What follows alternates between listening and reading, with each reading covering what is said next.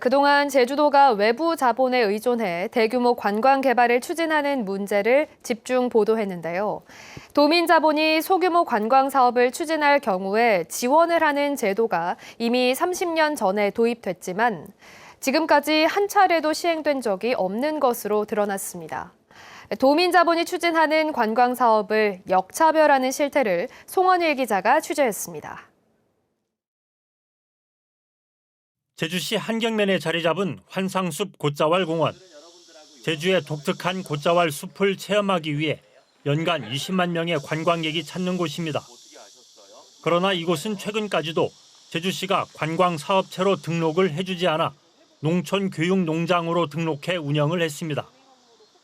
관광사업체로 등록이 안 되다 보니 관광진흥기금 융자도 받을 수 없었습니다. 2020년 제주 컨벤션 뷰로가 제주의 특색을 담은 회의 공간으로 선정한 이후에야 관광 편의시설업으로 등록할 수 있었습니다.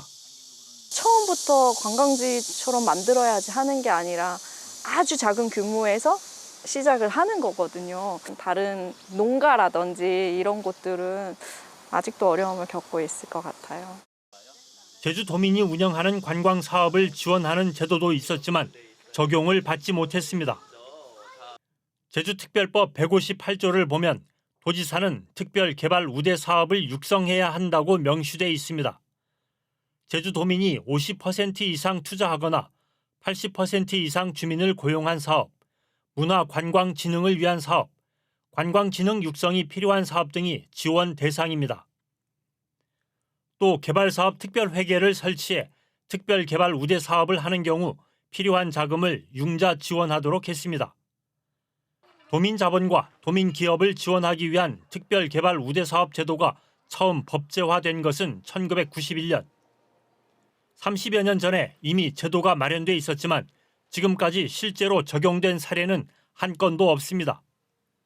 더 심각한 문제는 제주도가 관련 조례를 제정하면서 관광이라는 단어를 지원 대상에서 지워버린 겁니다.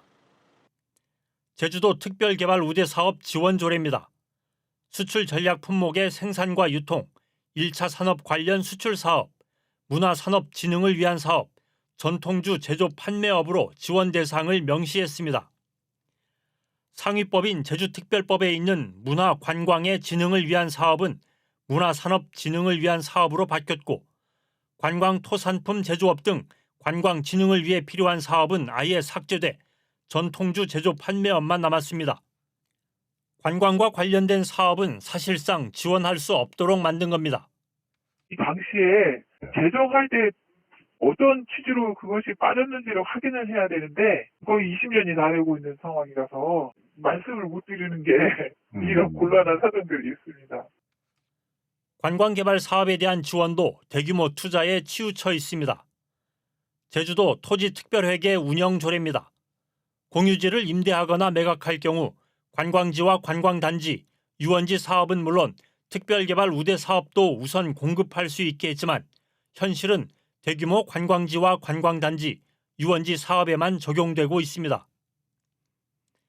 제주 관광개발이 본격화된 지 50년 넘는 시간 동안 제주도정이 대규모 외부 자본은 우대하고 소규모 도민 자본은 홀대하고 있다는 비판이 나오는 이유입니다.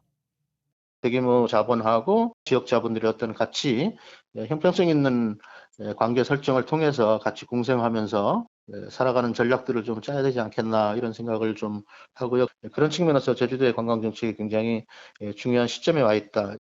제주 관광의 자생력과 지속 가능성을 키우기 위해서는 도민 자본과 지역 주민들이 운영하는 다양한 관광 사업에 대한 실질적인 지원 대책을 시급히 마련해야 할 것으로 보입니다. MBC 뉴스 송원일입니다.